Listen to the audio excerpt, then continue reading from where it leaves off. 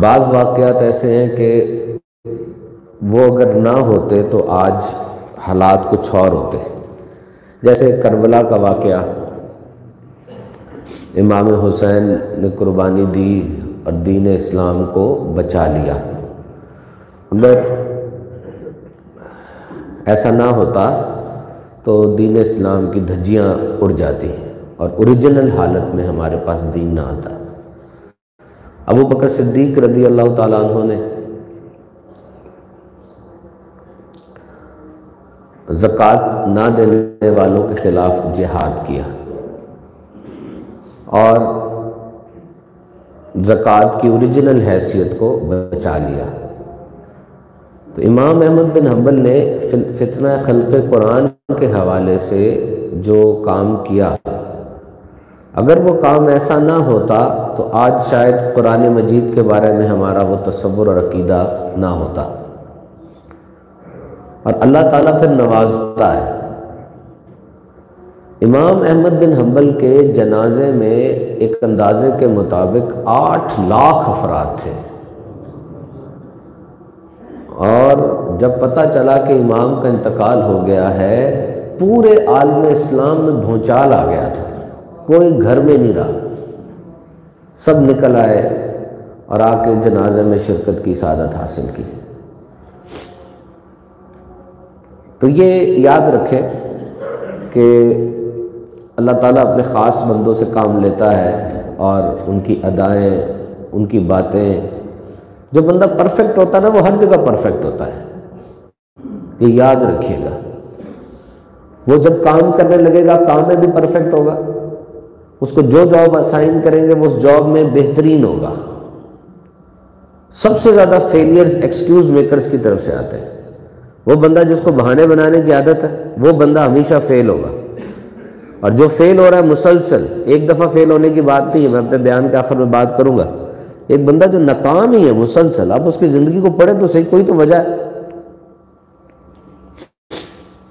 ورنہ ایک بندہ جو اچھے انداز سے کام کرنے کا عادی ہے، آپ اس کو جہاں بھی فٹ کر دیں گے وہ اپنی صلاحیت کے مطابق اچھا کام بہترین طریقے سے ہی کرے گا۔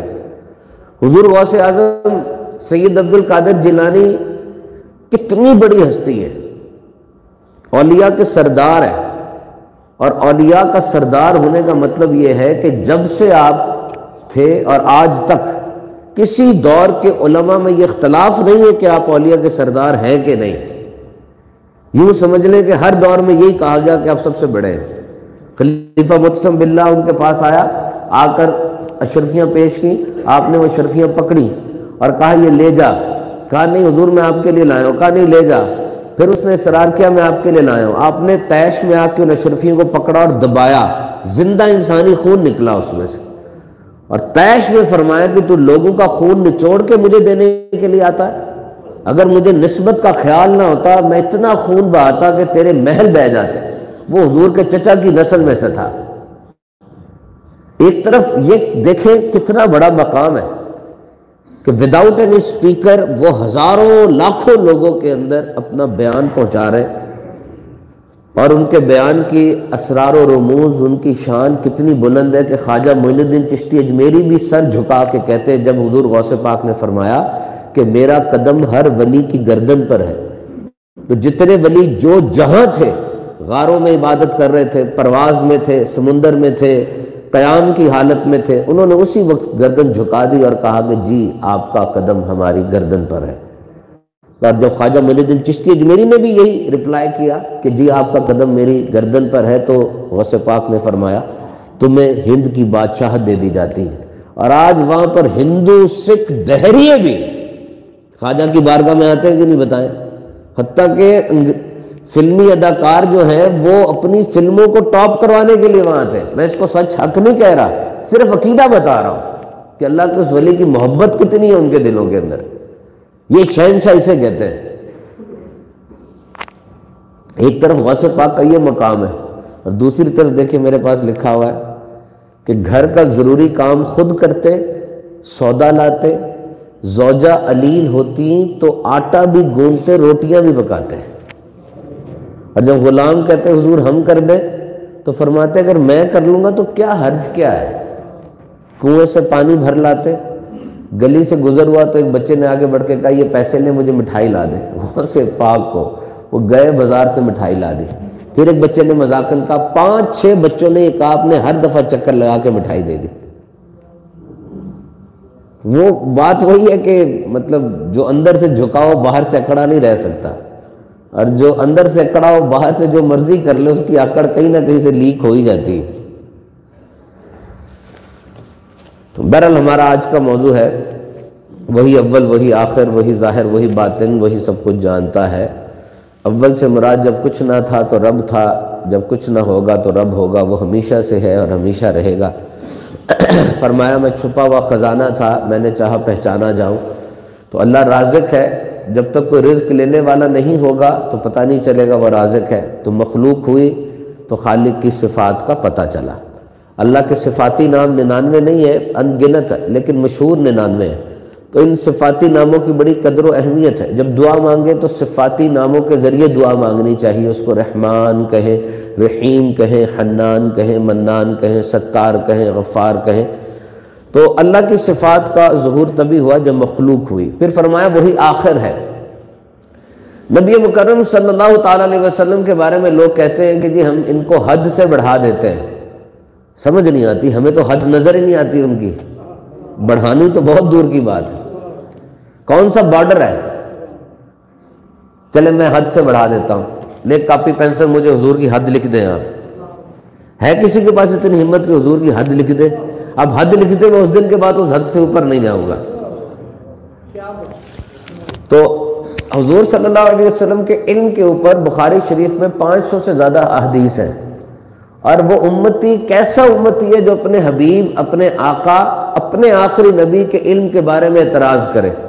کسی جگہ پر یہ مناظرہ تھا کہ کسی نے یہ ثابت کرنا تھا کہ حضور کا علم بس یہاں تک ہے، اور دوسرے جو عاشق رسول عالم صاحب تھے انہوں نے ثابت کرنا تھا کہ حضور کے علم کی تو وسعتیں بہت زیادہ ہیں، کیونکہ ایک انسان کا بڑا ہونا اس کے علم کی وجہ سے ہوتا ہے۔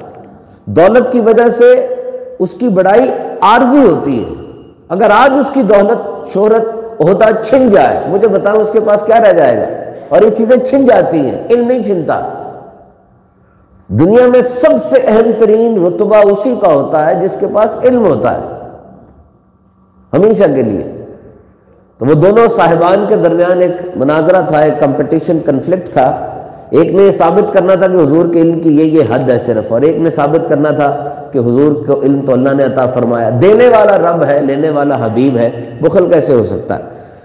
تو صبح کے وقت جب دونوں سامنے آئے تو اس سے پہلے کہ رجسٹر کھلتے تو عاشق رسول نے کہا کہ دیکھو یہ صاحب ساری رات کتابوں سے یہ ڈھونڈتے رہے کہ حضور کے علم کو کس طرح نیچے ثابت کروں، اور میں ساری رات یہ ڈھونڈتا رہا کہ میرے حضور کا علم کتنا اونچا ہے۔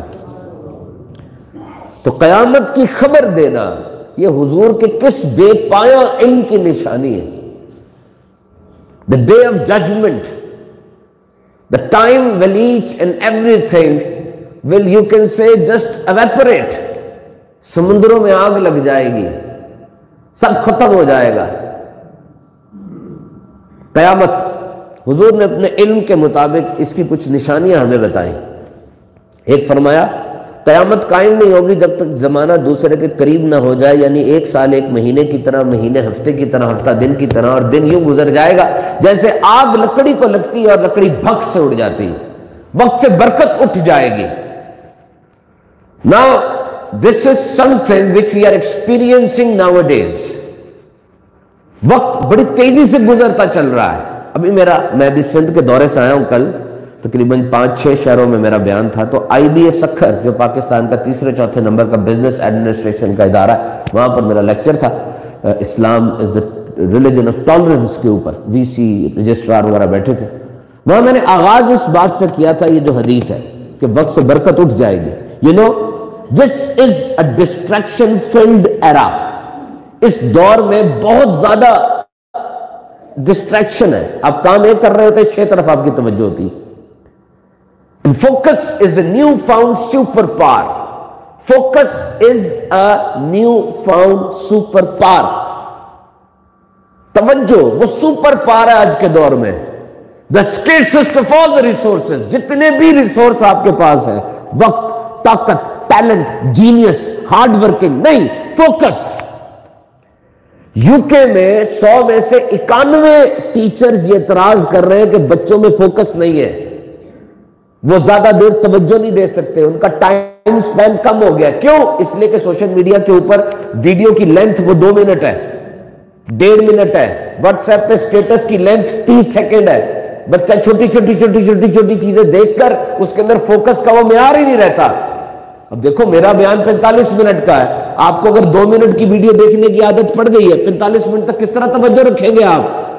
آپ کو عادت ہے کہ آپ ایک لائن پڑھتے ہیں صرف فیس بک کے اوپر، چاہے وہ حدیث پاک ہو، آیت ہو، ایک لائن بس، ایک لائن، پوری کاپی کیسے پڑھو گے؟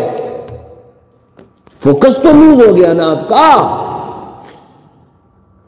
This is why we are living in a distraction filled era.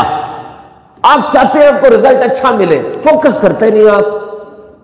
دیکھو میں ایک کام کر رہا ہوں اور وہ 100% توجہ کے ساتھ کر رہا ہوں، اس کام کا رزلٹ آپ سب سمجھتے ہیں. لیکن اگر میں 5 کام کر رہا ہوں، اب ہر کام کو 100% نہیں 20% توجہ مل رہی ہے، آپ کے سامنے رزلٹ ہوگا. پھر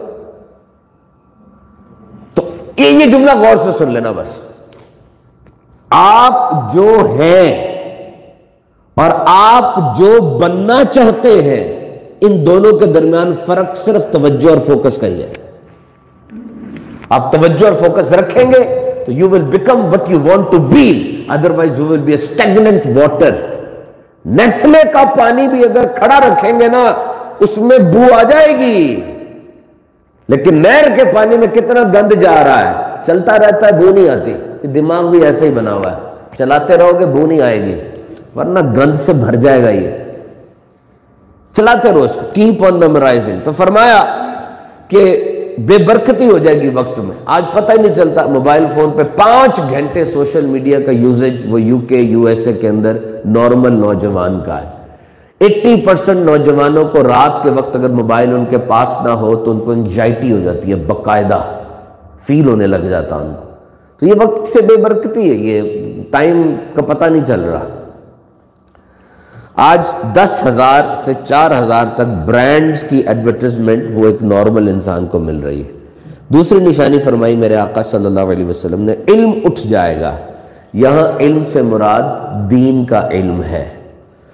ایک صورت تو یہ ہے کہ علماء دین ایک کے بعد اٹھتے چلے جائیں گے اور نئے ان کو ریپلیس نہیں کریں گے، اور آہستہ آہستہ زمین علماء سے خالی ہو جائے گی. تو کچھ تو ایسا ہے، میرے 3 بچے ہیں، 4 بچے ہیں، جو سب سے زیادہ اچھا اور ذہین ہے وہ تو چلا جائے گا بیکن ہاؤس میں، LGS کے اندر، لکاس میں، لیکن جو ذرا ماڑا اس کو میں دین کی طرف ڈال دوں گا. اب obviously جیسا را مٹیریل ہوگا ویسی فنش پروڈکٹ بنے گی. تو علماء جو ہیں ان کی کمی ہوتی چلی جائے گی. اور یہاں تک آیا کہ جہالت اتنی ہوگی کہ اللہ اللہ کہنے والا بھی کوئی باقی نہیں رہے گا. Now, if we just measure these golden words in the perspective of the inception of 2022, we people have, you can say to an extent, wasted our 2 years due to Corona. May Allah bless us. May Allah save us from Omicron. But 2022 کے آغاز میں آپ سے سوال کرنا چاہتا ہوں کہ آپ مسلمان ہیں، آپ مجھے بتائیں اسلام کیا ہوتا ہے. So this is your identity. If you are an engineer, I will inquire how they have built Orange Train. The pillars of Orange Train, they are not normal pillars. اسے پلر نہیں کہتے، اسے پیر کہتے ہیں. اس میں شاک آبزرورز ہوتا ہے، کیسے گزرتی ہے ٹرین، زر کر کے وہ نیچے جاتی ہے، ساری وائبریشنز پھر اوپر آ کے ہوا میں ویپوریٹ ہوتی ہے. مجھے ایک انجینئر نے یہ بتایا تھا کہ نارمل پلر نہیں ہے، یہ تباہ ہو جائے گا. ایک انجینئر سے میں پوچھتا ہوں، انجینئر ہے، مجھے بتائیں کیا ٹیکنالوجی ہے، وہ مجھے سمجھاتا ہے، مجھے سمجھ آ جاتی ہے. Okay, you are engineer, your identity is you are an engineer. And PEC Pakistan engineering council جو کہ سب کو نمبر دیتی ہے انجینئرنگ کے، انہوں نے یہ کہا ہے کہ آپ اپنے نام کے ساتھ انجینئر لگایا کریں، شادی کارڈ پر بھی اور اپنی نیم پلیٹ پر بھی اور اپنے وزٹنگ کارڈ پر بھی. کیوں؟ تاکہ آپ کی شناخت باقی رہے. اور ڈاکٹر کی شناخت تو ہے ہی ہے، ہمسایہ ہو، مریض ہو، رشتہ دار ہو، ڈاکٹر صاحب ڈاکٹر صاحب ڈاکٹر صاحب. میں آپ سے پوچھ رہا ہوں کہ if you claim to be a Muslim, so Islam is your basic identity. So can you define that you are a Muslim? Satisfy me. اللہ کے بارے میں کیا عقیدہ رکھنا ہے؟ واجب الوجود کیا ہوتا ہے؟ کہ اللہ کا وجود کسی سے نہیں ہے لیکن اللہ کی وجہ سے سب کا ہے. فرشتوں کے بارے میں کیا عقیدہ رکھنا ہے؟ کیا ہے؟ نر ہے، مادہ ہے؟ بچے ہوتے ہیں فرشتوں کے؟ کیا عمر ہے ان کی؟ کیا ایکٹیویٹیز ہے فرشتوں کی؟ انبیاء کے بارے میں کیا عقیدہ رکھنا ہے؟ کوئی نبی کی بارے میں گستاخی کر دیتا ہے، کوئی کتابوں کے بارے میں گستاخی کر دیتا ہے، کوئی جلا دیتا ہے. سب کا اپنا ایک رویہ ہے، اپنی ان کی ایک بات، اپنی ان کی سوچ ہے. ایک بندے کے بارے میں پروف کچھ نہیں ہو رہا اور اس کو 100 جاہل انسان پکڑ کے جلا دیتے ہیں. کیا آپ اس بارے میں سوچتے ہیں؟ جو میڈیا دے رہا ہے وہ سوچتے ہیں، یا جو کہ مولوی صاحب بیٹھ کے بول دیتے ہیں سوچتے ہیں؟ اپنے آپ کا کوئی ذہن نہیں ہے. ایک بندہ ہے جس کے بارے میں کچھ بھی پروف نہیں ہوا، اس کو 150-200 انسان فنیٹکس آگے بڑھ کے مارتے ہیں اور جلا دیتے ہیں. پوری دنیا کے اندر اس امن والے دین کا چہرہ مسخ ہو جاتا ہے. میڈیا صرف اپنی رینکنگ کو بڑھانے کے لیے مختلف قسم سے خبریں پینٹ اپ کرتا ہے. آپ کیا سمجھتے ہیں؟ آپ انسان ہیں یا شاپر ہیں؟ معذرت کے ساتھ، انسان ہے یا شاپر ہے؟ شاپر بیگ جو ہوتا ہے، شاپر بیگ جب ہوا میں پڑا ہو نا، جہاں ہوا چلتی ہے وہ وہیں چلا جاتا ہے. انسان شاپر تو نہیں ہے کہ جو چاہے اس کو جہاں مرضی لے جائے. So you need to define your belief. There are two main wealth. One is belief, second is your companionship, your friendship. ان دونوں سے بڑی کوئی نعمت نہیں ہے. تو فرمایا اللہ اللہ کہنے والا کوئی نہیں رہے گا. آج میرے پاس ڈگریاں تو بہت بہت بڑی ہیں، پوسٹ ڈاک کر رہا تھا ہوں میں یونیورسٹی آف میساچوسٹس سے، but I don't know that I am a Muslim, then why am I not Muslim?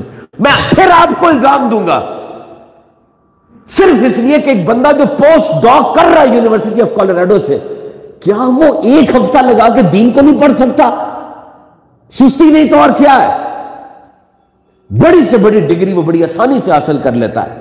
CSS میں ٹاپ کر رہا ہے، چارٹرڈ اکاؤنٹنسی جیسا مشکل ترین کورس اٹیمپٹ کر رہا ہے، میڈیکل سائنس جیسی بڑی چیز کر رہا ہے. میں نے یہ ساری چیزوں کو دیکھا ہے، سمجھا ہے. 20 سال ہو گئے انہی لوگوں میں بیان کرتا ہوں میں. دکھ صرف یہ ہوتا ہے کہ ارے نادان، تیرے جیسے ذہن والا تھوڑا سا ٹائم لگاتا نا دین کو کتنا سمجھ جاتا. میں ہاتھ جوڑ کے کہہ رہا ہوں لیکن سچ بات آپ کو بتاؤں، ایک عالم دین شاید ڈاکٹر انجینئر نہ بن سکے لیکن ایک ڈاکٹر انجینئر بڑی جلدی عالم دین بن جائے گا. میری ذہن میں لوگ آ رہے ہیں ایسے جو کہ کتنے بڑے بڑے ان کے پاس تعلیم تھی، انہوں نے شادی کے بعد آپٹ کیا اور 3-4 سال کے اندر مکمل عالم دین بن گئے. اللہ نے طاقت دی ہے، صلاحیت دی ہے. یہ آپ کی غلطی ہے کہ آپ دین اسلام جیسے آفاقی اور اپنی اہم ترین دولت کو پریزرو نہیں کر رہے. میں آپ کو صحیح کہہ رہا ہوں، گو فار اٹ. تھوڑا سا جائیں، یقین کریں یہ وہ بیج ہے جو دنیا میں کیا جس بھی دل میں بویا گیا نا، اتنا حسین ہے، اتنا زرخیز ہے کہ ہر جگہ پر یہ پھول اور پھل ضرور دیتا ہے. آگے فرمایا کہ جب لوگ، فرمایا کہ رات قرآن پر ایک رات ایسی آئے گی کہ لوگ صبح کریں گے تو ہر جگہ سے قرآن کی آیت اور حروف مٹا دیے جائیں گے. یہ بالکل قیامت کے قریب کی نشانی ہے کہ جہاں جہاں قرآن لکھا ہے حافظوں کے سینوں پر اور صحیفوں پر وہ مٹ جائے گا. اور پھر اوپر جا کے مکھیوں کی بنبناہٹ کی آواز آئے گی تو اللہ فرمائے گا اے قرآن تجھے کیا ہو گیا؟ تو قرآن کہے گا میں تیرے پاس سے نکلا تھا، تیرے پاس واپس آ گیا ہوں، کیونکہ لوگ تلاوت تو کرتے ہیں لیکن میرے احکامات پر عمل نہیں کرتے.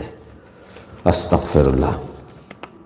فرمایا جب لوگ مال غنیمت کو امانت زکوٰۃ کو تاوان بنا لیں گے، علم کو دین کے علاوہ مقصد کے لیے پڑھیں گے، آدمی بیوی کا فرما بردار، ماں کا نافرمان ہوگا، دوست کو قریب کرے گا، باپ کو دور کرے گا، مسجدوں میں آوازیں بلند ہوں گی، قبیلے کا سردار ان کا فاسق آدمی ہوگا، گانے والیوں باجوں کا ہر طرف چرچا ہوگا، طرح طرح کی شراب پی جائے گی، امت کے آگے لوگ پیچھے لوگوں پر لعنت کریں گے۔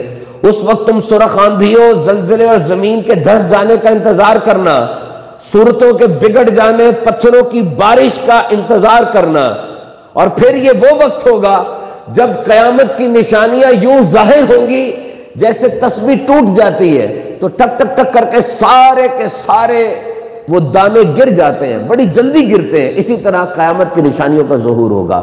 تو میرے محترم سامعین کرام، بلا شبہ آج جو لوگ آ کے دعویٰ کرتے ہیں قیامت کی بڑی نشانیاں ابھی نہیں آئیں، ہم اس کو اگلے بیان میں بھی لیں گے، لیکن ان قیامت کی نشانیوں کا ظہور ہوتا چلا جا رہا ہے۔ If you want to individualize these things، آپ individualize اگر ان کو کریں تو آپ کو یہ دیکھنا ہوگا کہ میں کس جگہ پر موجود ہوں۔ اللہ تعالیٰ نے انسان کو بہت سے اختیارات دیے، اور آپ کوئی نیکی کا کام شروع کرنے لگتے ہیں، میں سمجھتا ہوں کہ کوئی بھی کام انسان شروع کرے، چاہے وہ دنیاوی بہتری کا ہو یا دینی بہتری کا، اس کے اندر ایک جذبہ ہوتا ہے، ایک موٹیویشن ہوتی ہے، ایک ڈسپلنڈ اپروچ ہوتی ہے، وہ کسی سے متاثر ہوتا ہے یا کسی جگہ پر چلنے کی کوشش کرتا ہے، اگر وہ گر جائے، پراپرلی اس کو نہ کر پائے تو وہ ڈر جاتا ہے اور دوبارہ شروع کرنے میں اس کو مشکل ہوتی ہے۔ یہ روش آپ چھوڑ دیں۔ ایک ٹینک تھا، اس کے اندر سائنسدانوں نے کچھ چھوٹی مچھلیاں ڈالی اور ایک شارک مچھلی ڈال دی۔ شارک مچھلی نے فوراً چھوٹی مچھلیوں کو کھا لیا، پھر پانی کے اندر چھوٹی مچھلیاں ڈالی اور شارک ڈالی، شارک نے پھر کھا لیا۔ پھر انہوں نے اس ٹینک کے درمیان میں ایک آڑ بنا دی، ایک شیشہ ڈال دیا، اور اس طرف چھوٹی مچھلیاں ڈالی، اس طرف شارک مچھلی ڈالی۔ شارک نے کھانے کی کوشش کی لیکن شیشہ تھا، پھر ٹکر ماری 3-4 دن تک شیشہ بیچ میں موجود رہا، شارک نے بڑی ٹکریں ماری، نہیں کھا سکی۔ 5ویں دن وہ شیشہ نکال دیا گیا، شارک نے چھوٹی مچھلیوں کو پھر بھی نہیں کھایا۔ کیوں؟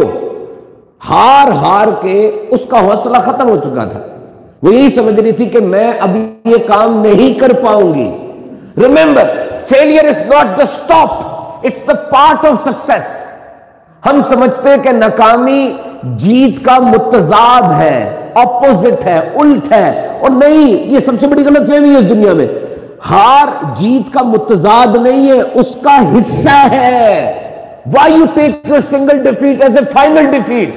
ایک ہار کو آپ اپنی آخری ہار کیوں سمجھ لیتے ہیں؟ میں گاڑی چلا رہا ہوں، رستے میں سپیڈ بریکر آیا ہے، میں گاڑی روکوں گا، بالکل پہلے گیئر پہ لے جاؤں گا، ادھر سپیڈ بریکر گزارنے کے بعد گاڑی کھڑی تھوڑی کر لوں گا، تیز چلاؤں گا پھر دوبارہ۔ یہی ہار کی مثال ہے۔ So remember, your mode must be that if جیت تو نام ہی اس چیز کا ہے کہ کون کتنی دفعہ ہارا اور کھڑا ہوا۔ کون یہ کہتا ہے کہ میچورٹی عمر کے ساتھ آتی ہے؟ میں تو اس بات کو نہیں مانتا۔ بلوغت، میچورٹی عمر کے ساتھ نہیں آتی، میچورٹی ڈیمیج کے ساتھ آتی ہے۔ کتنے دھکے لگے آپ کو زندگی میں، اتنا ہی بندہ میچور ہوتا ہے۔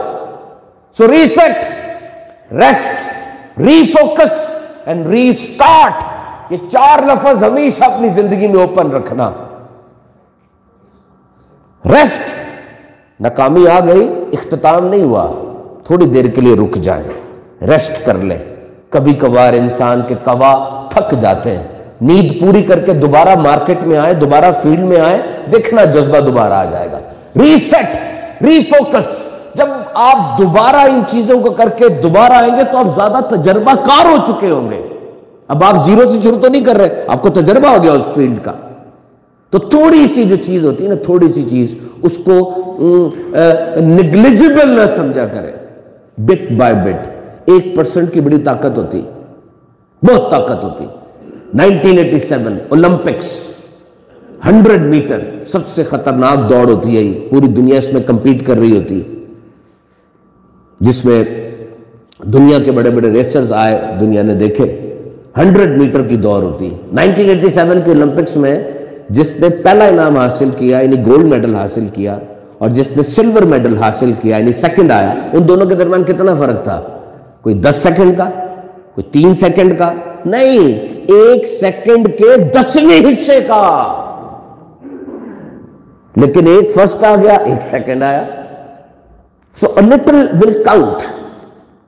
اگر آپ اپنے کاروبار پہ، اپنی پڑھائی پہ، اپنی جاب پہ روزانہ آدھا گھنٹہ زیادہ دینا شروع کر دیں، کم نہ دیں زیادہ دیں، آدھا گھنٹہ، تو ہفتے میں یہ 3.5 گھنٹے بن جاتے ہیں، آدھی دیہڑی زیادہ ہو گئی آپ کی.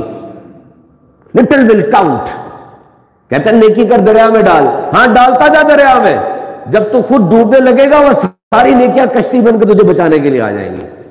1%. جب آپ 1% رول کو اپنا لیں گے آپ کے اندر عبادت کا جذبہ بھی آئے گا. ایک دم سے بہت زیادہ کیا جائے، انسان کا مزاج ایسا نہیں ہے، انسان بنا ایسا نہیں ہے. قرآن مجید کی آیتیں اور قرآن مجید کے احکامات بھی بہت آہستہ آہستہ سے آئے.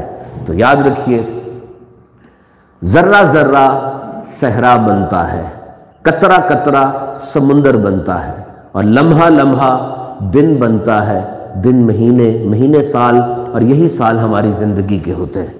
آپ اپنے لمحات کو سنوارنا شروع کر دیں، آپ کی زندگی سنور جائے گی. اللہ کی بارگاہ میں دعا ہے جو کچھ سنا عمل کی نیت عطا فرمائے.